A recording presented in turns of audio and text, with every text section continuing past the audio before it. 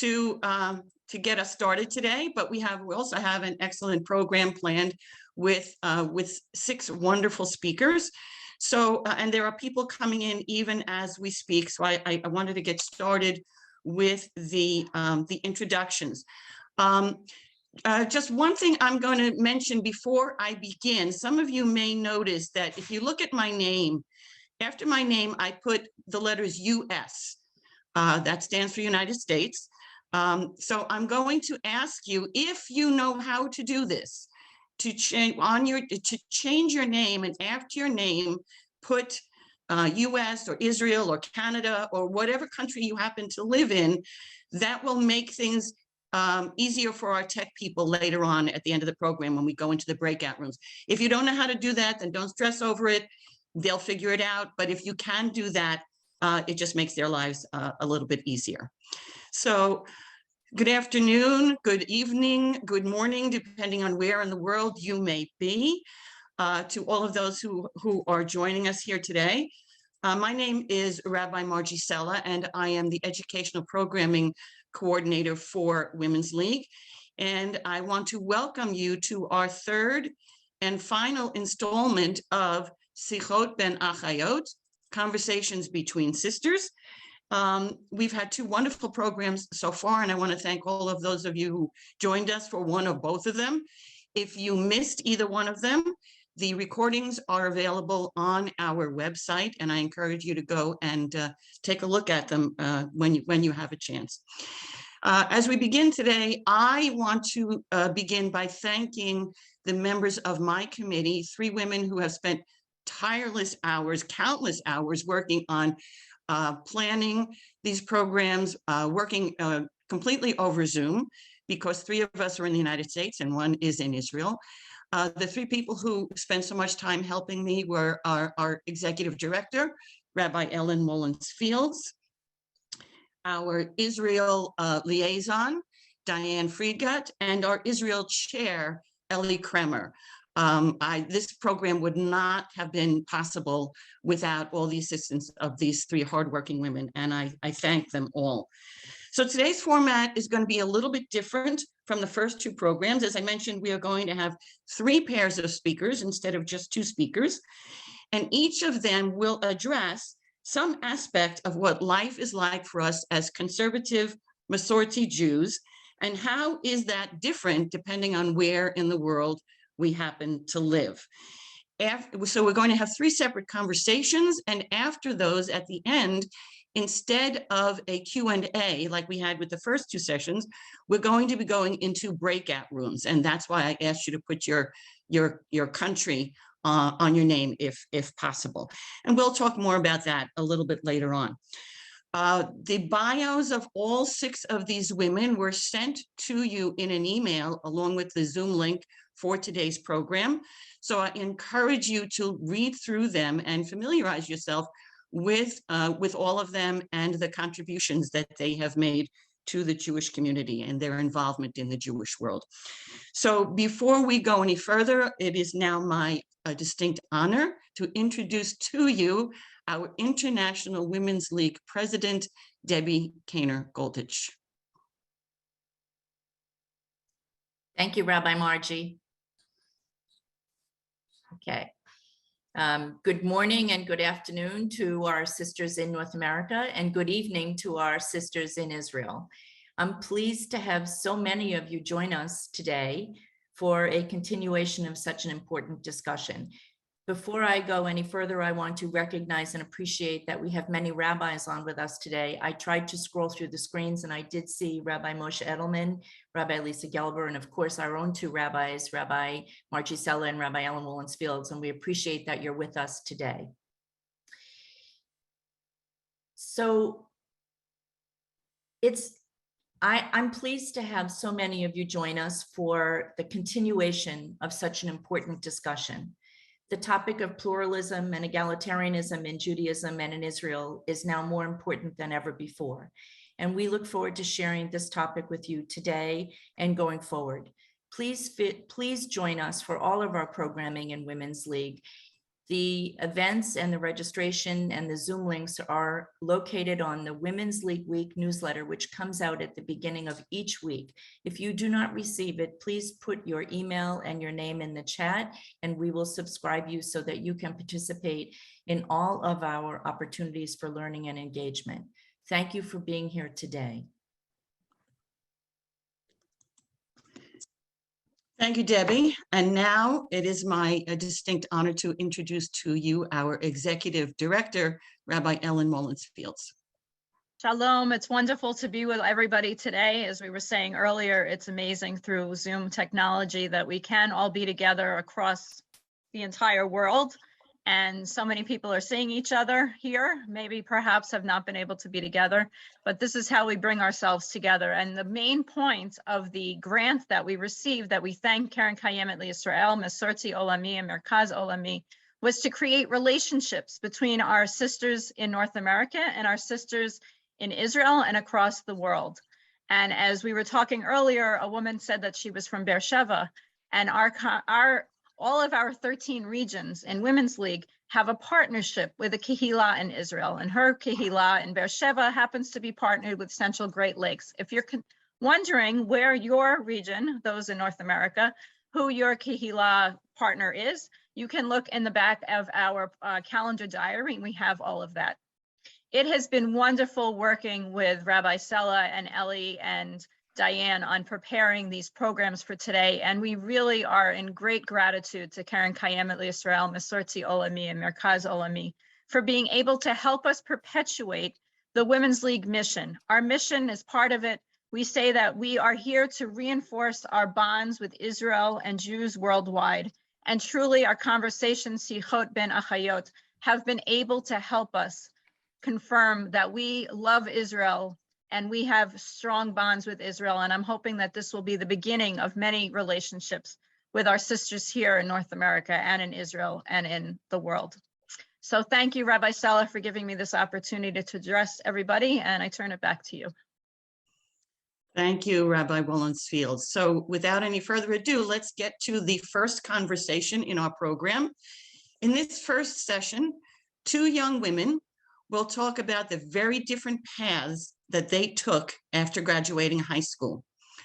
Aliza Bromberg is a graduate student from New Jersey who spent a gap year in Israel participating in the USCJ Nativ program before returning to the United States to pursue her college education. Yarat Devash Yehoshua is a college student from Jerusalem who spent a year in volunteer work, followed by 2 years of IDF service before beginning her college education. She also happens to be the granddaughter of our very proud Savta, Diane Friedgott, our Women's League Israel liaison. Aliza and Yarat.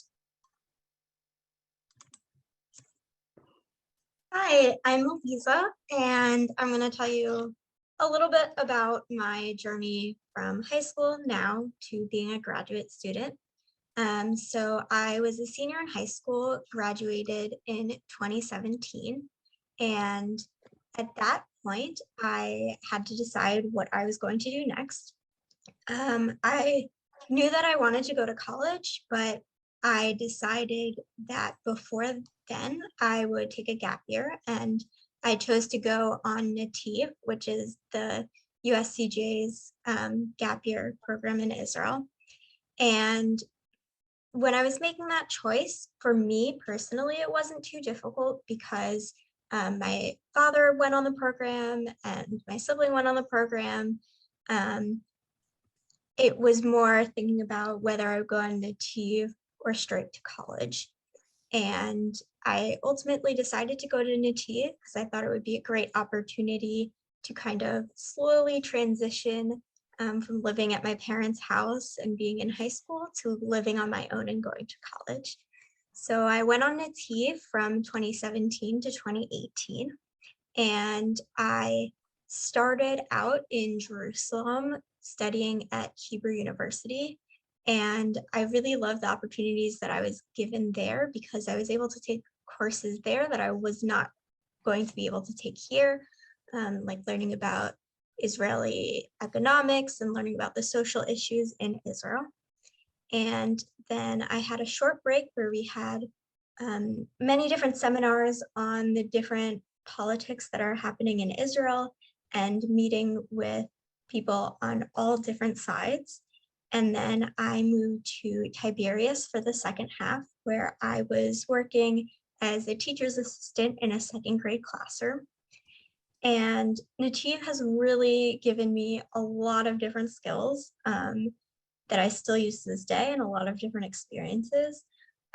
First of all, the roommate that I live with was someone I met on Nativ, but it also really helped me make that transition very smooth from living with my parents and going to high school to living on my own and having to go to work, but also having a really strong support system to help me through that before I could then go to college. And I got to college and I went to Lesley University up here in Boston. And Nativ really helped that transition, especially because halfway through my college experience, everything was moved online. And I was now really, really living by myself. I wasn't living in a dorm.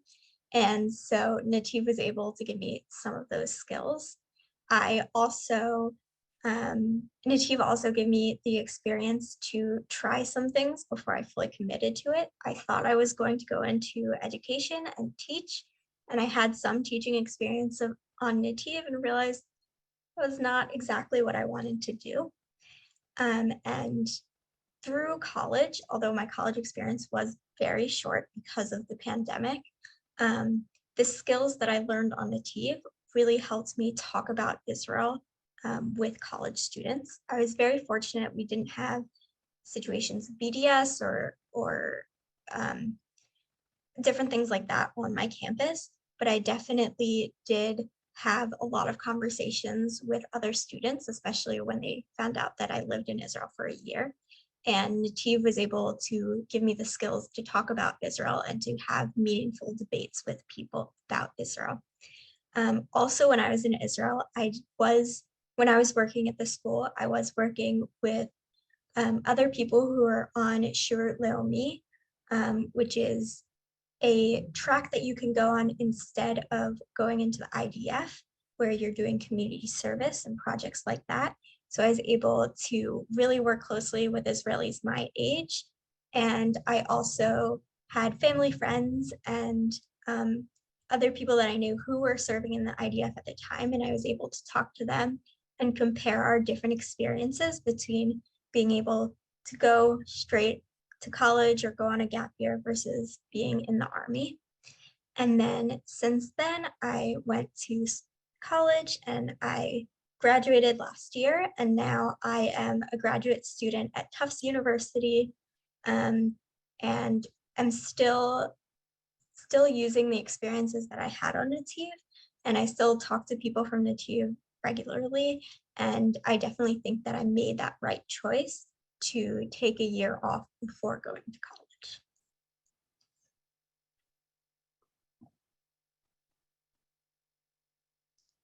Okay, so thank you, Lida.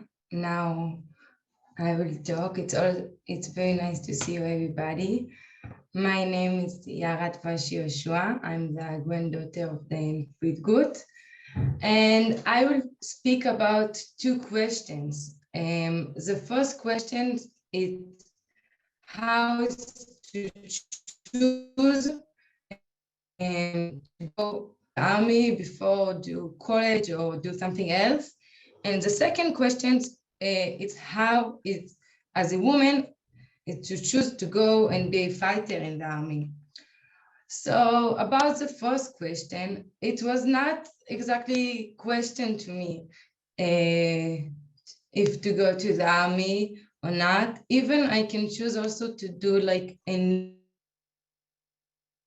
national, but I was regular to see all the time soldiers in my view, if it's in the bus or in the street or family. And I knew when I will be big, I will also be like them. I will also be a soldier. And I was waiting to be a soldier. Even if you ask a little boy in Israel what you want to do when you will be big, he will tell you, I want to be a soldier. You can also see in Purim that he putting a costume of a soldier. So from one side, it's very cute that a little kid want to protect his country. But from the other side, it's kind of sad that a little kid thinking about being the war and sacrifice his life. So it's complicated, this situation. Also, another reason that I want to go to the army, it's because that in Israel, you're feeling that you're getting so much from people in Israel and from society, and you have the feeling that you want to give back. So in the first I gave back, I did a different kind of volunteering, and I know that I will also give back by that I will go to the army. So I knew that I will go to the army, but I want to do a year before the army. I want to build myself as a woman before the army, because I was all the time regular that my parents and people take care of me, and that I'm a student and living at home, and I want to be independent before I'm going to the army. So I did a year of volunteering in a youth village called Achayot. It's a youth village of students that did the Aliyah, most of them from Russia or Ethiopia. And I learned a lot about me and my independence, and also about society. And I'm very happy that I took this year before I go into the army, and then maybe I don't have this time to ask myself the big questions about myself. And in this year, I need also to choose what I will be in the army. So it was complicated for me, because from one side, I have a lot of jobs that women do in the army, very good jobs. And from the other side, I also want to be a fighter. I was very scared about that because I knew it will be hard and it will be dangerous, and I didn't know how it's to be against the enemy. So I thought a lot about it. And also when I was young, I remember myself that I like to do things that male do. If it's that I was like kind of tomboy and I like to play soccer and do camping, and I was also in the scouts and do physical stuff, if it's to also work out or go to the gym. So I choose in the end to go and be a fighter. I choose the hard way, like I'm all the time choosing. And when I choose that I will be a fighter, I need also to choose what unit I will go to. And there are not a lot of units for women in the army in this position. So I read about a top secret unit called Moran, and I told myself that's what I'm gonna do, because if I'm going and I will be a fighter, I want to do the hard mission that women can do as a fighter, the top one that I can get in. So I read also that I need to do a physical and psychologist exam, that not everybody can succeed. And I went and I did it, and there are a lot of people that also try in. And I remember the morning that they took all the girls that succeed this exam, and it was something like 10 girls, and that they told us that we succeed. And it was one of my happiest moments in my life. And after that, we did the first trainings that it was a lot of physical stuff. If it's to do hiking with a lot of weight and crawling and navigation and also workout. And the second training, it also was with the physical stuff and also more about the mission of the unit and learning more how to do it. And it was very challenging, and I learned about myself and about my body, that I can do more than I can think about. Sometimes I felt I have no power, but I had more. And in the end, we finished 3 girls and 20 boys, not a lot of girls. And it was very difficult also, not also just the physical stuff, also that they relate you like you a male. Sometimes it was okay. You need to do the mission, you need to be in shape, that's okay. But sometimes they give us the same time for shower or to go to the bathroom, or how sometimes they talk about, like, to us. It was difficult that they put us in the same place as a male. And me, before the army, what I thought that women and male can do the same stuff and think the same, and there's no difference. But when I was in this position that I'm fighting with another boys, I realized that there are a lot of difference, and that's it about my story in the army. Thank you. Okay, thank you both. We have just a couple of more minutes before we move to our second speaker. So let me just address one question to both of you. To Yarat, did you ever feel resentment at having to spend time in the IDF? And for Aliza, did spending time on Nativ make you more sensitive to the fact, or appreciative of the fact that you had more choices available to you than your Israeli counterparts? So just one quick answer from each of you.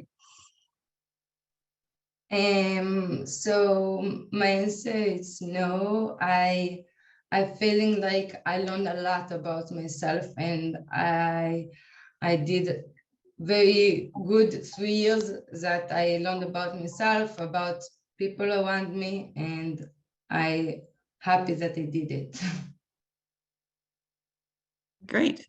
Aliza? And for me, I definitely gained an appreciation for the different choices that I had, not just because people my age were going into the army, but also just the fact that I was able to take a gap year, because a lot of my friends here weren't able to do that. And I definitely think I got more out of that than if I just went straight to college. Okay, thank you. Clearly, two very different experiences for both of these young women, and we appreciate both of you sharing your experiences with us. We're going to move now to the second conversation, which is a conversation between two women who will discuss and compare what life is like for Jews living in the diaspora as a minority population versus what life is like for Jews living in Israel, which is a majority Jewish population. And at the same time, also considering what it is like for Masorti Jews to live as a minority within the Jewish majority of Israel. Ellie Kremer, our WLCJ Israel chair, is an occupational therapist from New Jersey who will be speaking to us about living a Jewish life in the United States while also having adult children who live in the United States, as well as children who have chosen to live in Israel. Sophie Feldman-Rafalovich, who is the national chairman of the Masorti movement in Israel, is also an occupational therapist and currently resides on Kibbutz Hanaton. She will be speaking to us about living a Jewish life in Israel, where Masorti Jews are distinctly a minority population. Originally from Guatemala, Sophie has also spent a good deal of time in the US experiencing life in the diaspora. Ellie and Sophie?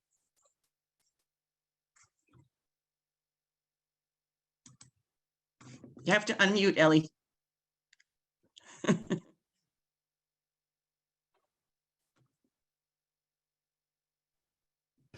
Sorry about that.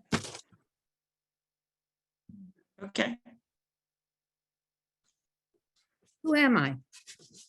I am the lucky daughter of two parents in their 90s, the wife of a rabbi, the imma of three daughters, one a rabbi, one who made Aliyah, and one who is a Jewish educator, a savta of 7, Women's League Israel chair, a member of Shirat Hayam at the Jersey Shore, a retired occupational therapist, a community volunteer. Yet often in the places I've lived, Omaha, Nebraska, Pittsburgh, Pennsylvania, Philadelphia, Minneapolis, Baltimore, Boston, I've been asked if I am a Jewish American or an American Jew. The same is not asked of Christians. Christians are the ones who ask it. They are in the majority. I live by the laws of the US government, but follow the rituals and rhythms of Torah. Where are my loyalties? When the rituals of one come in conflict with the other, Judaism wins out. I was married by a rabbi, and when the 4th of July falls on Shabbat, I go to shul, not the parade. But I have only an American passport and do not hesitate to say the US when someone in another country asks me where I'm from. Sophie, yourself. Hi, Ellie. I'm really excited about all of this panel, and also that there are 3 occupational therapists, because also Yara is studying to be an occupational therapist. So who am I? I am Sophie. I'm the lucky daughter and sister-in-law of a rabbi. I have 3 children. I live on Kibbutz Hanaton, which is a pluralistic kibbutz founded by the Masorti movement, the only kibbutz founded by the Masorti movement in the Galilee. I'm the chair of the Masorti movement. My husband and I have what I refer to as a mixed marriage. I am observant and he is Israeli Chiloni, secular. So how can one be a Jewish minority in the land of Jews? I'll start by saying I live in the Galilee, in the Galil. In the Galil, we're 50% Jewish and 50% not Jewish over here. So there are very few places in Israel where you can actually have an active Jewish identity, and this is one of them. But we're actually supporting our Christian neighbors who are a minority as they're entering their holiday season over here. So that's a very special part of where we are here. But living in Israel, being Masorti also means that you're a minority, very much so. I hold the flag of Jewish and democratic and one voice, Yahadut v'Demokratit b'Dibur Echad, which is actually becoming a combination that's almost impossible to hear over here, and it become very, very rare.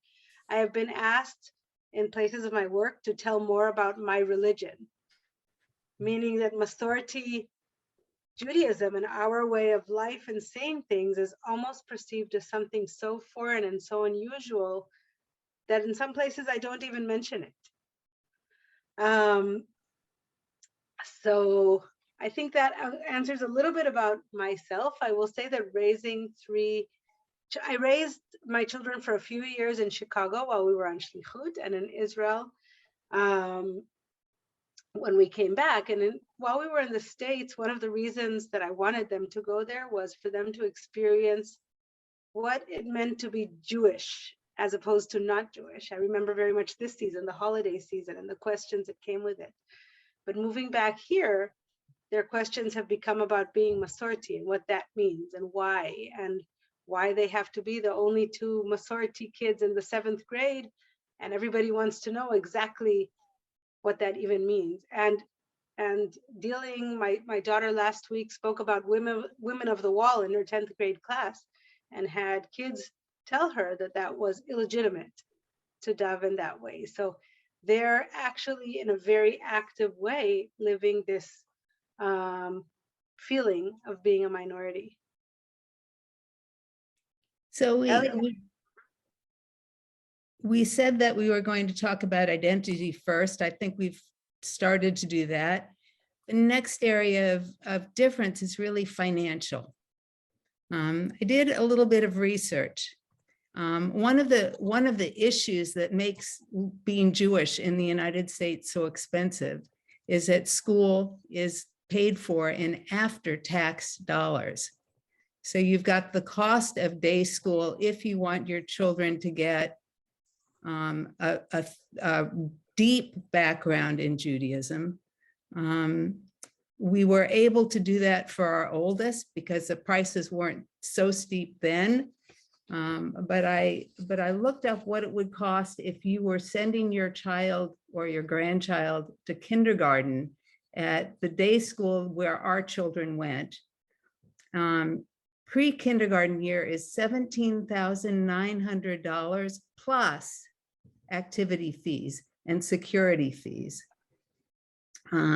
Kindergarten is $22,400 this year.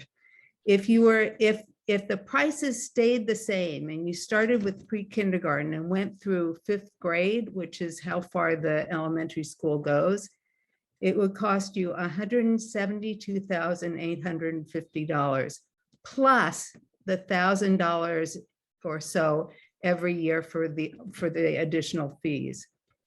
If you wanted to send them to high school, starting in grade 10, the cost of high school, where they don't board, you're still feeding them, is $36,500 plus fees that add up to about $2,000 a year.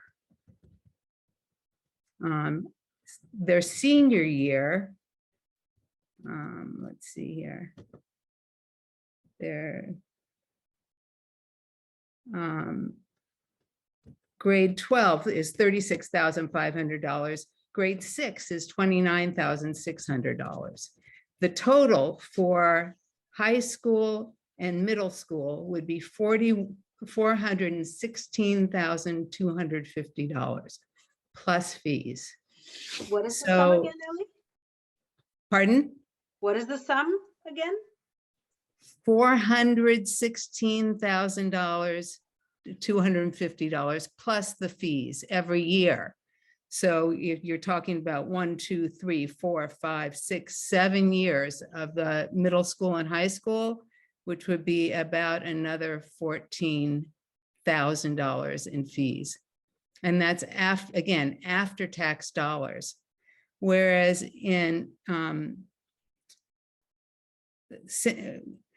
additionally, synagogue fees and Camp Ramah for 7.5 weeks this summer will be $8,900. That's more than $1,000 a week.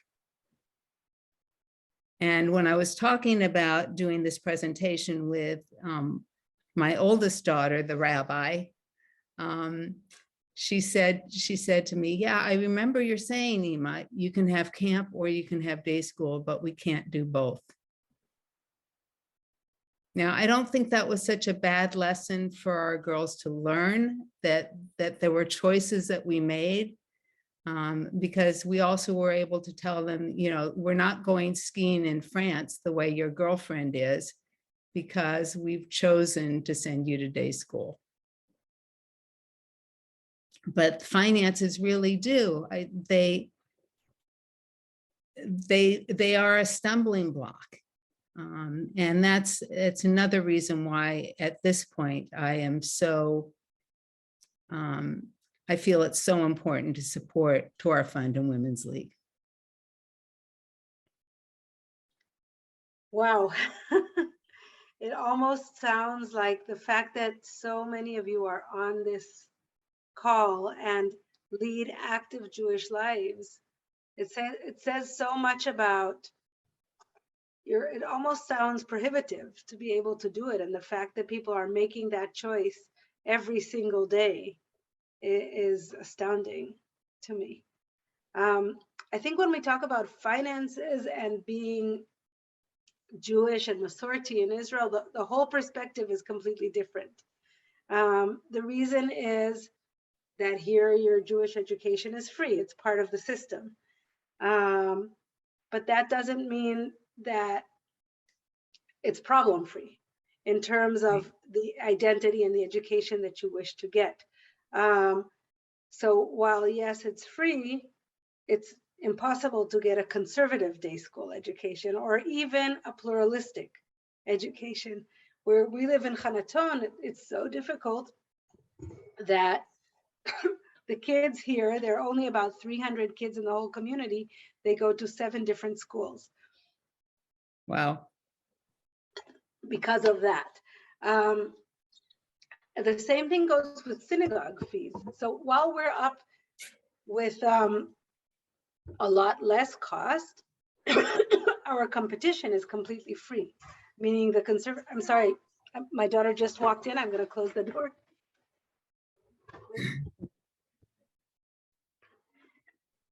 My daughter just returned from Beit Midrash, which they have on Sunday nights over here. So here we're competing with the system, meaning the synagogues are free if they're Orthodox. Rabbis are free. They're paid for, their salaries are paid for by the government. For us, if we want to maintain a system in our Masorti synagogues and rabbis and ask for membership, we're actually asking Israelis, we're asking Israelis to do something that in their mind is unheard of. Paying for religious services is absurd in their minds. Not only is it absurd, it's connected in their minds with something that's almost illegal. Meaning, why would you pay a rabbi? What do they want? What are they doing with your money? So, so to begin with, we have to sell services that are normally given for free because we believe that there are different services that must be addressed over here. In order to do that, we have to find every way. We have to find every way that we can to lower the costs of membership and of being able to make religious life accessible for those who don't want Orthodox way of life. And one of the ways we do that, aside from the dollars of our donors in the United States, all of you who have helped contribute to us, is try to work for fighting for government funds. But even that is complicated because all of us really think that there should not be funding from the government for religion, because that sets a whole set of problems. In the United States, you have separation between religion and state. Here we don't.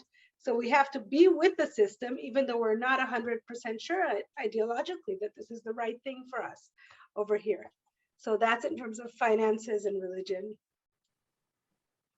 Okay, and the final thing we were going to talk about was you were going to talk about the legal system, which you've already started to do, and I was going to talk about the calendar a little bit. So do you want me to go ahead, Sophie? Yeah, I'll start for a second, and then we'll end with a calendar. So I started to mention before, the non-Orthodox streams are not legally recognized by the state. That means that rabbis cannot perform weddings that will be recognized. It means that I just got a text right now from a woman asking me about conversions in Israel, like if the Masorti movement can perform a conversion and who would be recognized for it. Divorces, burials, all of those, everything that's considered cycle of life that's also has an aspect that's political is not recognized by the state. You may have all been following the struggle that we have for the implementation of the Kotel Agreement, where we have the egalitarian plaza, the South Plaza.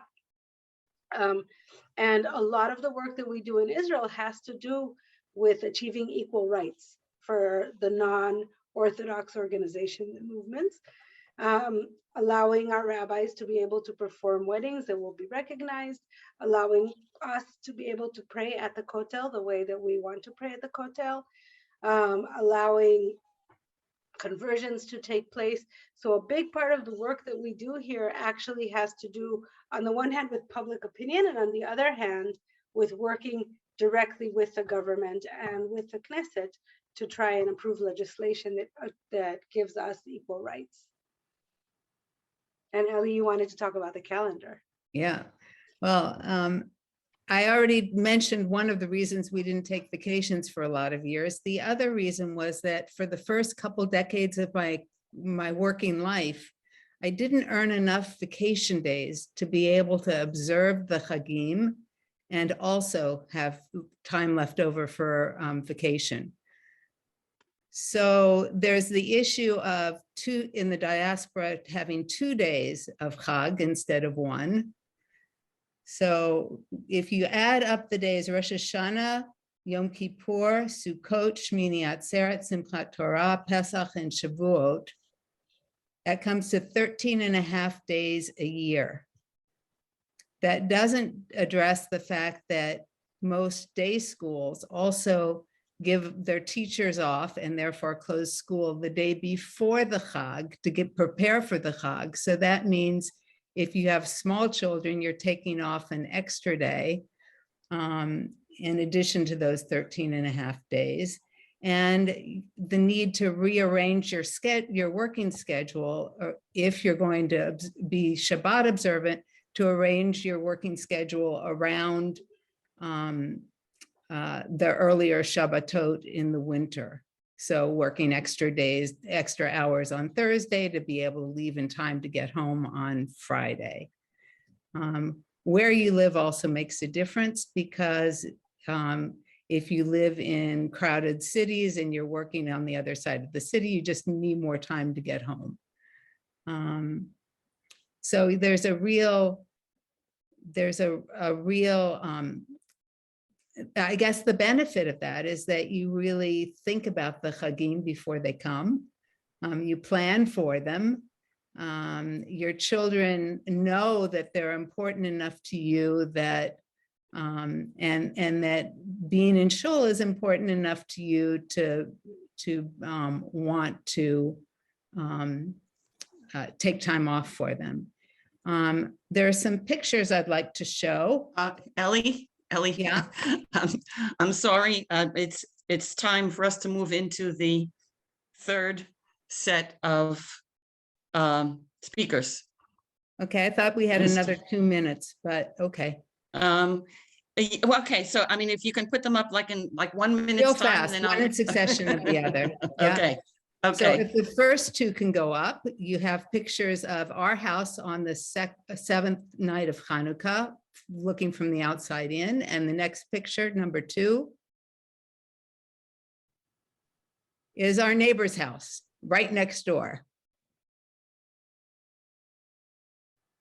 And the next one, number 3, the commercialization of the holiday, which I'm glad we don't celebrate. Next, our youngest daughter when she was 4, and the Purim costume I made her. Her name is Devorah, so she was Devorah the Dancing Torah. And finally, this is why we do it all. Our granddaughter, our oldest granddaughter, carrying a stuffed lulav around the shul on a weekday morning during Sukkot, Chol HaMoed. And you can see how little is by comparing her to the clock in the back of the room. And we're done. Okay.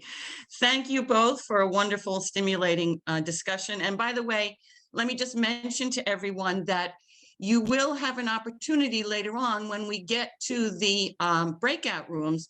You will have an opportunity to speak with some of our presenters, because they will be entering some of the breakout rooms to speak with you. In the meantime, as we're going through the program, some of you have been entering comments and questions in the chat. If you have any questions or comments, please feel free to do that. And maybe they will be addressed later on when we get to the conversations. Let's move to the third discussion. Here we will have 2 women discussing what it is like to be a lay leader in the conservative Masorti movement. What are the rewards? What are the challenges? And how does the experience compare between the diaspora experience and the Israel experience? Debbie Kaner-Goldich, our current WLCJ International President, splits her time between Pennsylvania and Arizona and has spent time in Jewish volunteer work since her teenage years. Her active 40-plus year involvement in Women's League is supplemented by her involvement in a number of other major Jewish organizations. And Alexis Silverman has lived in Jerusalem for 25 years since making Aliyah after her college graduation. She currently works for Yad Vashem and recently completed a 4-year term as president of Kehilat Moreshet Avraham, the synagogue which she has been involved in since moving to Israel. Debbie and Alexis. Alexis? Okay. Hi, everyone. Thank you all for joining us tonight. So as Margie mentioned, I made Aliyah after college. It was sort of the culmination of growing up, just always being involved in the Jewish community. My parents were very involved in the synagogue, Women's League, Men's Club, Hebrew School, USY, Kadima, the whole thing. I didn't get to go on Nativ. So when I finished college, I said, I want to go and live someplace where it's my lifestyle, where I am the majority. Ironically, I had to, one of the values is that we love about living here is family, but I had to leave my other family to make Aliyah to come here. I decided to stay because various parts of my life fell into place, work, family, a spouse, and so I stayed. It was a tough adjustment, but I managed. When I started to settle into life here, one of the things that I missed was a shul community. And we found a community that my husband had a connection to, and that met our needs. And it was important to us to be part of that community. I've been involved in that community for almost 25, 27 years. From regularly attending to shul to being on various committees. Why did I choose to be a leader? I'm not sure that I chose. I think my parents kind of chose for me. It wasn't something that I really questioned so much. It was just part of what I was. But in particular, as an adult, I felt that it was my turn. I had been very much involved in everything that was going on in the community, in the Kehillah, and that I wanted to give back. But more than that, I had ideas and visions and goals that I felt I wanted to move the community forward. And it was my turn to step up and be that person. The motivation, some might say one is a little crazy to do it because it's a very demanding job, sometimes challenging and not appreciated, but also very rewarding when you see the difference that you've made and the people that you work with. And the people that you have a relationship with. Giving back in Israel, at least for me, means more than giving back in America. As an Olah, my family was all in America. I didn't have family here. I don't have family here. So my community became my family. Kehilat Moreshet Avraham is a multi-generational, 3 generations of families. My children have had adopted Saba and Saftas.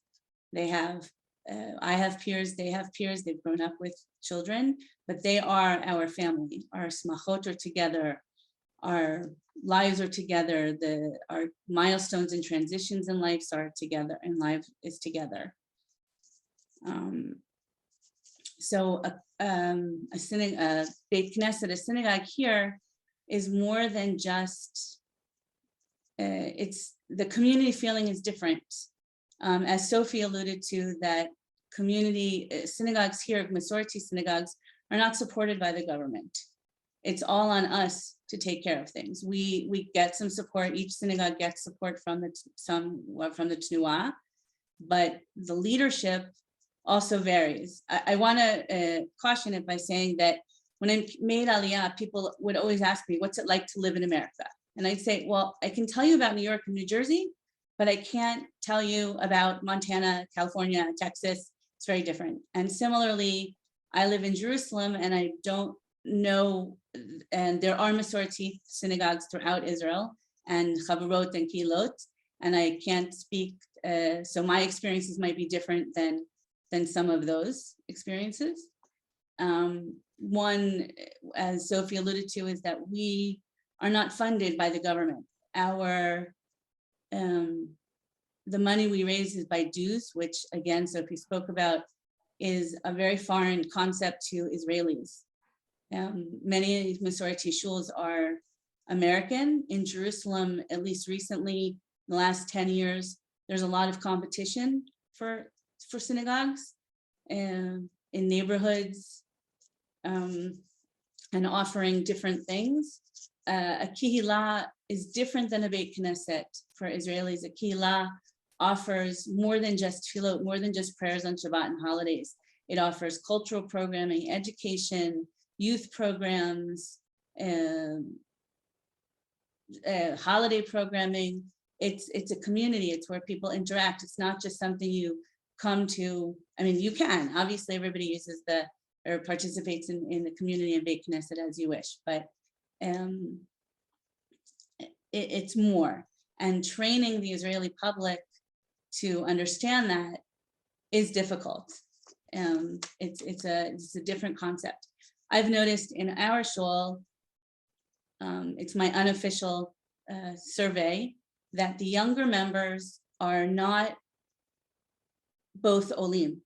They're mixed Israelis. So they have one spouse is Israeli, one spouse is American. And I think that makes a difference also in terms of needing the community. I needed a community because I was alone. The rest of us were alone. The younger families, I don't know how it came to be, but they're more tied to Israel because one of the spouses grew up here, has family here, often the parents visit. So it's a very different need for the community and building volunteerism and commitment and financial commitment to the synagogue. We also have a different makeup in terms of our professional staff. I'm like in America, but more so here, not every shul has a rabbi. If they have a rabbi, they might not be full-time. The rabbi might be sort of a kolbonik, where they do everything from the setting up a room to planning the program to leading davening. Some synagogues have part-time or full-time rabbis. Some synagogues also have office directors, executive directors. Not everybody has a building, which is difficult. People have to find space to rent. And being Masorti, it's not so easy. People don't necessarily want you in their building, or you're being pushed out by the Orthodox because they don't want you there or don't understand. Okay, let's give Debbie a chance to speak a little bit now, and Okay. then we'll go on from there. Thank you, Alexis. Thank you, Alexis. So I just want to say that I'm where Oh, I Debbie, am. you're muted. Oh, boy. Okay. No. Oh, you're not. We hear you. Okay, there you go.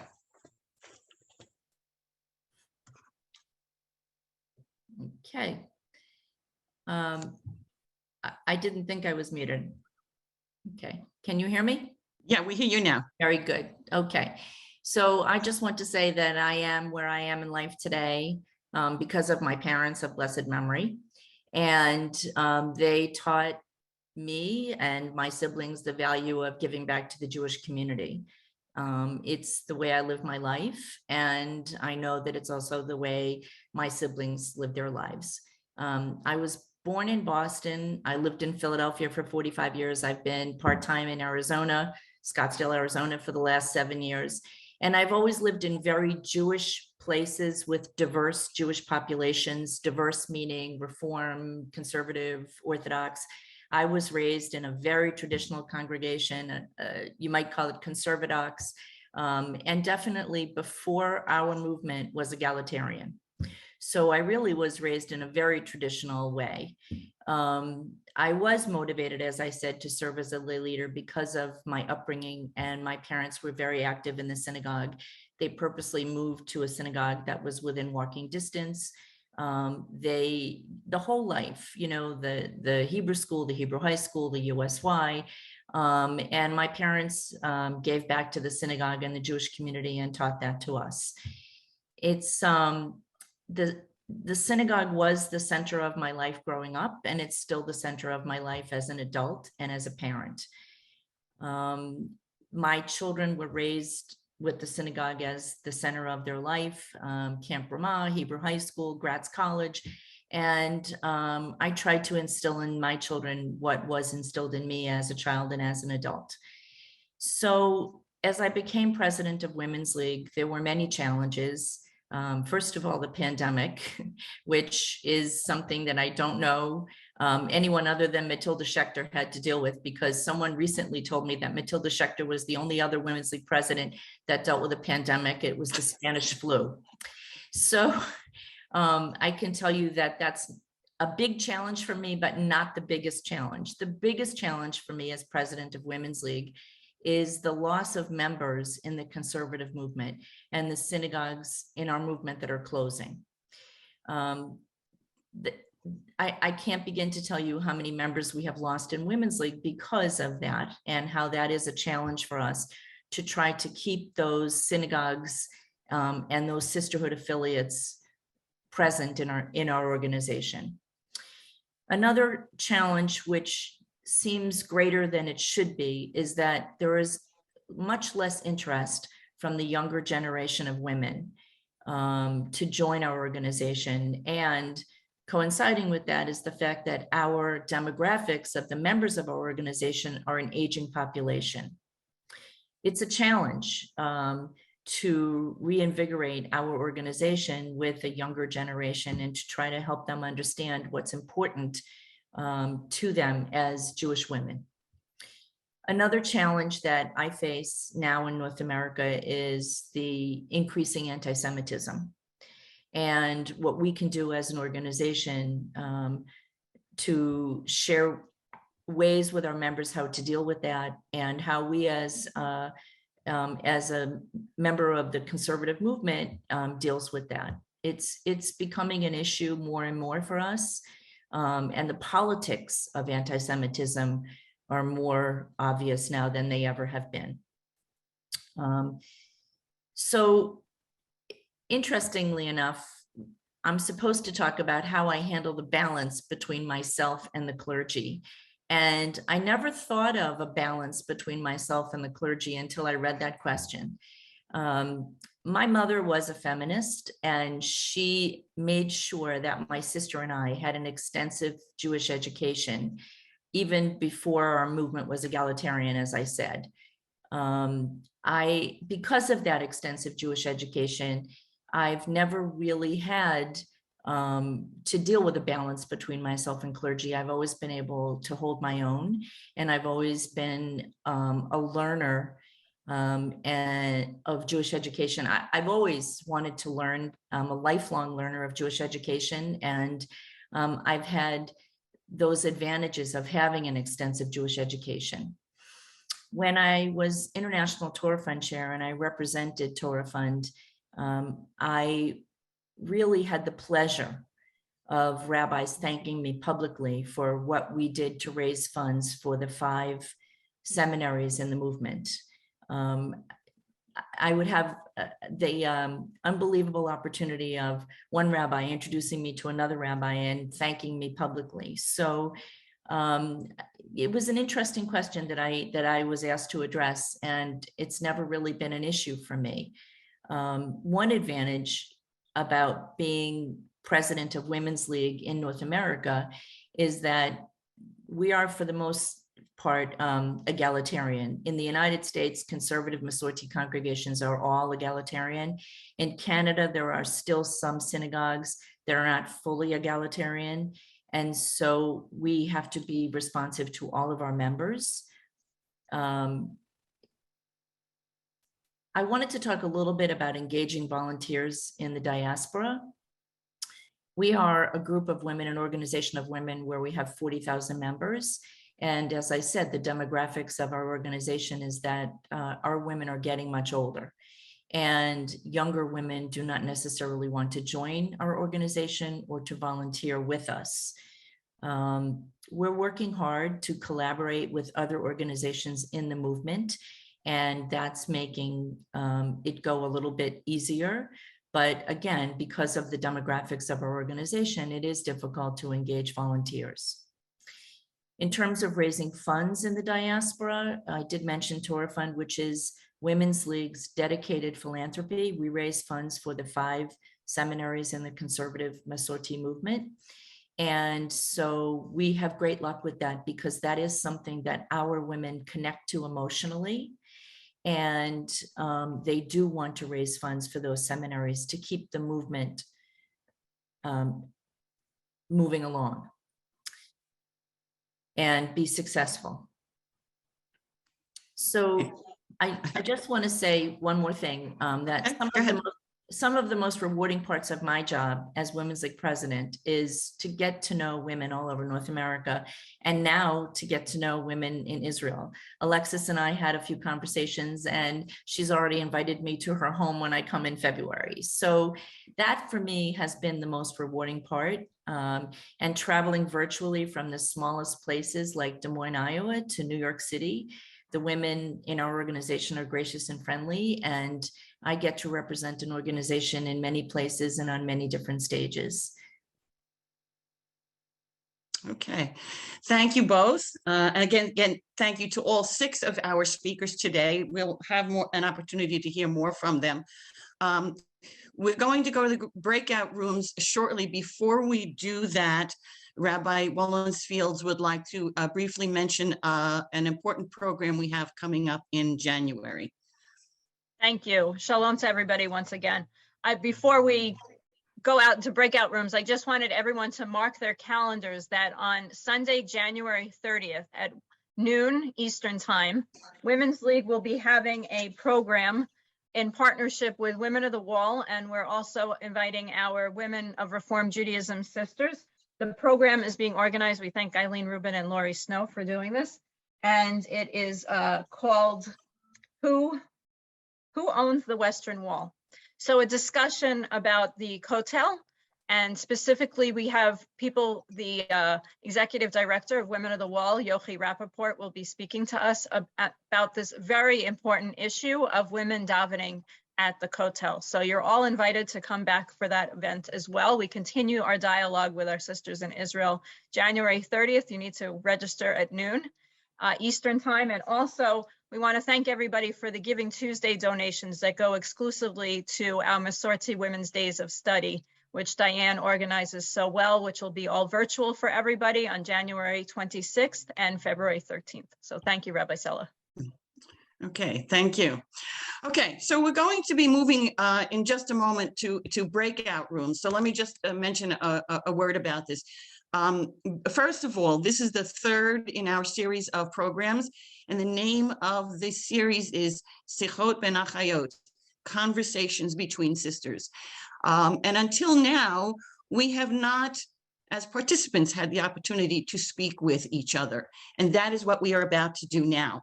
So if you've never participated in a breakout room, it's easy. You don't have to do anything, just sit back and you will be sent automatically to a room with a group of women. And the idea is just to engage in conversation. And the breakout rooms are going to be lasting for about 20 minutes or so. And every 5 minutes, one of the presenters will come in to speak with you. So what should you talk about? Well, we've had 3 programs. The first was about conversion issues. The second was about davening issues. And the third is today's program. I want you to feel comfortable speaking about any of these issues that came up in any of these 3 programs, or just getting to know each other and comparing your life, whether you live in the diaspora or you live in Israel, get to know each other. That's what this is all about. So those of you whose cameras are not on, if you feel comfortable, I'm going to encourage you to please turn them on, because it's just more easier to engage in conversation if you can see each other. But everyone is going to be sent to a breakout room, whether your camera is on or not. And ideally, in each breakout room, we're going to have a mixture of people from various places. So sit back, and momentarily you're going to be sent to a breakout room and enjoy the discussion, and we'll come back together again at the end.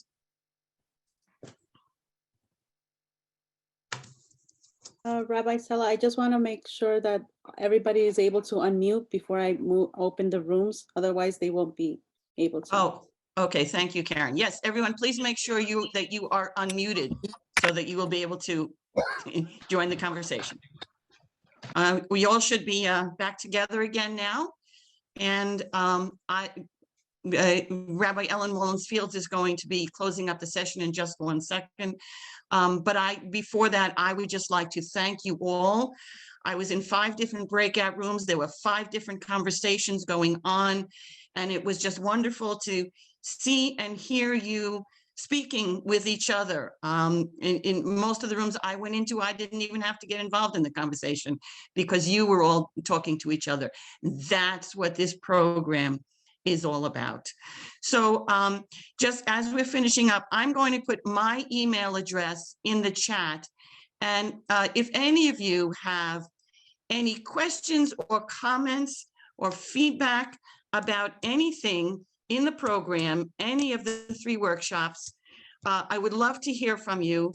And if you have any suggestions for how we can continue the conversations going forward, I'd love to hear that as well. So with that, I want to turn everything over to Rabbi Mullins Fields to close out this session. What a wonderful hour and a half, almost 2 hours we've had together. Perhaps people say that it's an overused bracha, blessing, to say the Shechianu, to mark a special occasion for the first time. But I honestly think that Shechianu is also just to be able to mark an occasion of being together in such a sacred space, learning together, communicating together. I don't know about you, but I don't think I've seen this many people from diverse communities across the globe. Yes, we've had in North America diversity, but across Israel.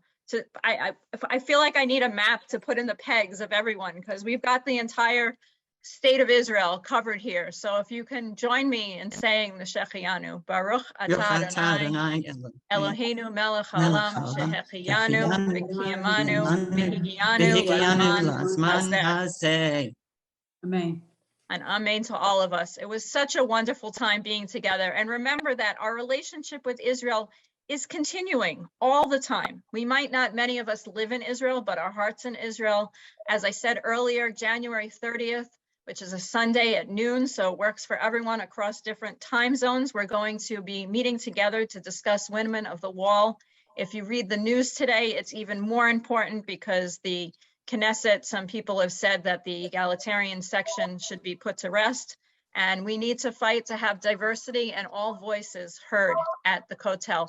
And Yochi Rappaport will be one of our speakers that day. She is the executive director of Women of the Wall. Thank you to Lori Snow and to Eileen Rubin, who are going to be doing that program. Please register. Our sisters in Women of the Wall are going to be there. Our sisters from Women of Reform Judaism are going to be there.